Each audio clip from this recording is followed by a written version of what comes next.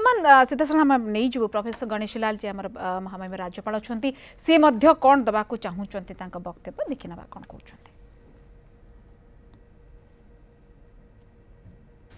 आज पूरे विश्व में एक वायरस ने चुपचाप आकर पूरे मानव जाति पर हमला करने का प्रयास किया है। मानव जाति हमेशा से मृत्युंजय रही है, उसने मृत्यु पर विजय प्राप्त की है।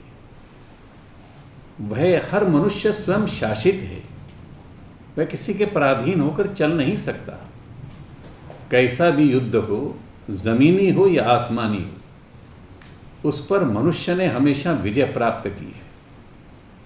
अभी अभी देश के मेरे माननीय प्रधानमंत्री जी ने मनुष्य की उसी अंतर्निहित अंतर जगत की सुप्त शक्ति का आह्वान किया है कि कोई भी मनुष्य संकल्प और संयम से, या जिसको हम कह सकते हैं आत्मानुशासन से, या हम ये कह सकते हैं कि वह अपने आप पर स्वयं शासन करता है, या ऐसा कहें कि वह अमृतस्य पुत्र है, वह अमृत का पुत्र है, वह इस प्रकार से विजय प्राप्त कर सकता है।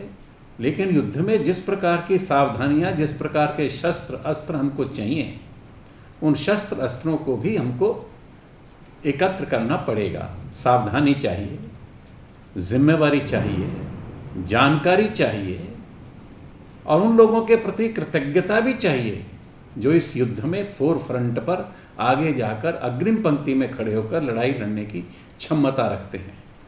वह बड़े बड़े ऐसे अमीर लोग हो सकते हैं जिनके पास लोग सर्विस करते हैं, वह डॉक्टर्स हो सकते हैं, वह ग्रोसरी का काम करने वाले, सामान देने वाले, सप्लाई करने वाले, लाइफ सेविंग्स ऐसे आर्टिकल्स, कमोडिटीज़, वस्तुओं को जो सप्लाई करने का इस समय काम करते हैं। क्योंकि युद्ध के अंदर सभी प्रकार के व्यक्तियों का सभी प्रकार से योगदान होता है और सभी प्रकार के व्यक्ति सभी प्रकार के अपने अपने उपक्रम करते हैं।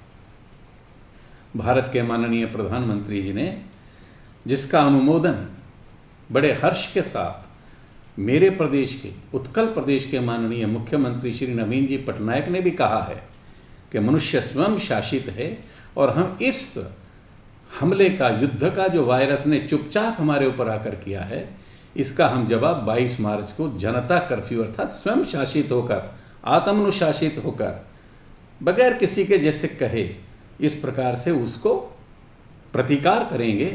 और जब इस प्रकार के वायरस को, इस प्रकार के व्यक्ति को जब कुछ खाने को नहीं मिलेगा तो उसको भूख लगेगी तो स्वयं को ही तो खाएगा। इस प्रकार से हम इस वायरस को परास्त करने की क्षमता रखते हैं।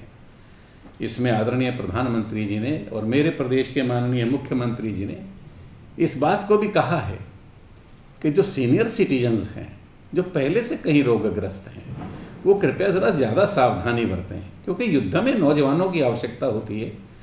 इसलिए वृद्धों को, बूढ़े लोगों को ज़रा अपना घर संभालने की उनको चिंता करना चाहिए।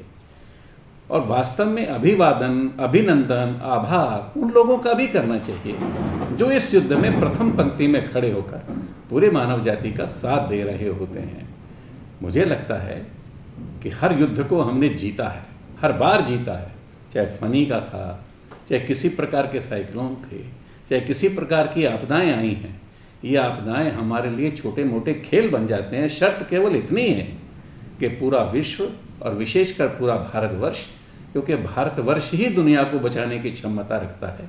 माननीय प्रधानमंत्री जी ने ही सार्क कंट्रीज़ के देशों को बुलाकर सबसे बड़ी पहल की है, और पहल की है कि आइए हम सब मिलकर लड़ें, और एक संदेश दिया है। और ये संदेश दिया है कि मनुष्य अपने अंतर्निहित, अंतर जगत की शक्तियों को जागृत करे, और जागृत कर कर इस वायरस का मुकाबला करे।